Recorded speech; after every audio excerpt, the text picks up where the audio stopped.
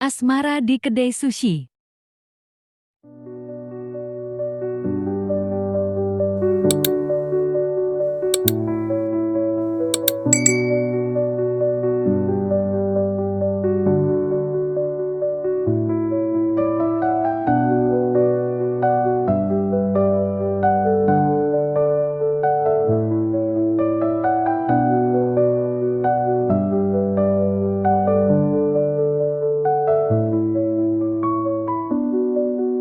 Di lorong Bandara Narita yang sibuk, Han Ji-hoon, CEO dari JK Ventures, berjalan dengan langkah cepat. Jas mahal abu-abu gelapnya seperti perisai. Ia adalah definisi dari efisiensi yang dingin. Tatapannya tajam, hanya tertuju pada angka dan target. Perjalanan bisnis ke Tokyo ini, seperti yang lain, hanyalah babak lain dalam memenangkan permainan. Dia tidak pernah punya waktu untuk hal-hal yang tidak penting. Malam tiba. Setelah seharian penuh negosiasi, Ji-hoon menolak tawaran makan malam mewah. Ia butuh ketenangan, atau mungkin sekadar pelarian dari kebosanannya yang teratur. Ia tersesat di Shinjuku, sengaja membelok ke gang-gang sempit yang dipenuhi lampu-lampu lusuh. Di ujung gang, sebuah tirai noren biru usang bertuliskan aksara Jepang yang sederhana, menyembunyikan sebuah kedai sushi kecil. Pintu geser kayu itu seolah mengundangnya.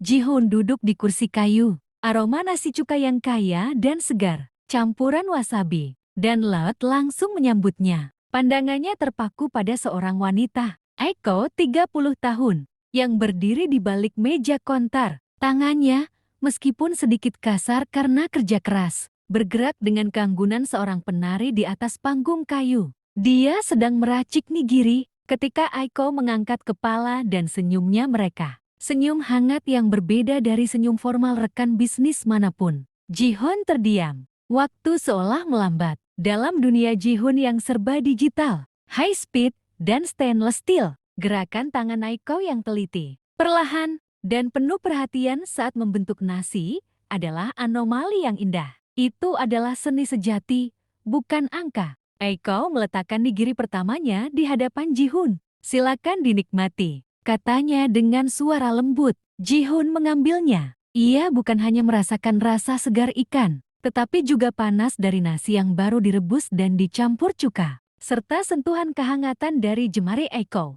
Ini adalah kesempurnaan, tetapi bukan kesempurnaan output yang ia kejar di kantor. Ini adalah kesempurnaan dari proses yang penuh hati. Untuk pertama kalinya dalam waktu lama, CEO muda itu tidak memikirkan email, rapat dewan, atau margin keuntungan. Ia hanya melihat pada Aiko, yang kembali dengan sabar meracik nigiri berikutnya, seolah-olah itu adalah satu-satunya hal penting di dunia ini. Di tengah Tokyo yang serba cepat, Ji-hoon telah menemukan sebuah kedai kecil yang bergerak dengan ritme hati. Ji-hoon mengangkat potongan nigiri ke mulutnya. Saat pertama kali menyentuh lidah, kombinasi sempurna antara kesegaran ikan, keasaman nasi cuka, dan sedikit sentuhan wasabi yang menghangatkan, menghantamnya. Ini bukan hanya makanan, tapi sebuah pengalaman. Seketika, ia dibawa kembali ke masa kecilnya yang jauh. Kehangatan ini, ketulusan ini, mengingatkannya pada masakan sederhana ibunya yang selalu disajikan dengan cinta. Sebelum dunia korporat dan ambisi mengambil alih segalanya, Ji-hoon menutup matanya sejenak. Sebuah ingatan yang sudah lama terkubur kini muncul kembali. Membuka mata, Ji-hoon menatap Aiko. Dinginnya mencair, digantikan oleh kerentanan yang belum pernah ia rasakan. Ini sangat enak, katanya dalam bahasa Inggris. Suaranya sedikit lebih lembut dari biasanya. Itu adalah pujian yang jarang ia berikan. Aiko tersenyum. Pipinya sedikit memerah. Arigato gozaimasu, jawabnya dengan anggukan kecil. Senang Anda menyukainya. Ada sedikit keraguan dalam bahasa Inggrisnya yang sederhana. Ji-hoon mencoba lagi. Apakah Anda sudah lama membuka kedai ini? Aiko berusaha keras memahami, lalu menjawab dengan bahasa Inggris yang patah-patah. Tiga tahun. Dulu, kakek saya. Dia menunjuk ke foto tua di dinding, menunjukkan seorang pria tua berwajah ramah di balik konter sushi yang sama. Ji-hoon mengangguk pelan, meskipun ada hambatan bahasa. Ada sesuatu yang tulus dalam tatapan Aiko, sebuah cerita yang ingin ia bagikan. Dan Ji-hoon, anehnya, ingin mendengarnya. Percakapan sederhana berlanjut, dengan jeda yang canggung namun penuh makna. Ji-hoon bertanya tentang jenis ikan, tentang proses pembuatan nasi, bukan karena ingin menganalisis efisiensi atau kualitas produk, melainkan karena ia benar-benar tertarik pada dedikasi dan cinta yang Aiko curahkan. Aiko, meskipun kadang harus mengulang, menjelaskan dengan sabar, matanya berbinar saat berbicara tentang seninya. Di kedai sushi kecil ini, Han Ji-hoon, CEO yang dingin dan perfeksionis, mulai belajar bahwa ada nilai-nilai lain yang jauh lebih berarti daripada sekadar kesuksesan finansial. Keesokan harinya dan hari-hari berikutnya, Ji-hoon mendapati dirinya kembali ke kedai sushi kecil Aiko. Rapat penting di gedung pencakar langit Tokyo masih menunggunya. Tetapi sesuatu yang tak terduga menariknya ke gang sempit itu. Awalnya, ia hanya memesan lebih banyak sushi, menikmati setiap gigitan. Namun, tak lama kemudian, ia mulai tinggal lebih lama, sekadar mengamati Aiko bekerja. Mendengarkan cerita-ceritanya yang sederhana tentang kehidupan di Tokyo, tentang mimpinya mengembangkan kedai peninggalan kakeknya. Kehadirannya yang dulunya kaku kini terasa lebih santai. Suatu sore, setelah kedai sepi, Aiko terlihat kesulitan membersihkan meja dan menumpuk piring. Tanpa berpikir panjang, Ji-hoon bangkit dari kursinya. Dengan jas mahalnya yang masih terpasang, ia mulai membantu. Ia membersihkan meja dengan gerakan canggung namun penuh ketulusan, lalu membantu menumpuk piring dengan hati-hati. Aiko terkejut, namun senyumnya mengembang. Menyadari ketulusan di balik tindakan CEO muda itu adalah momen kecil, tetapi mengikis sekat di antara mereka.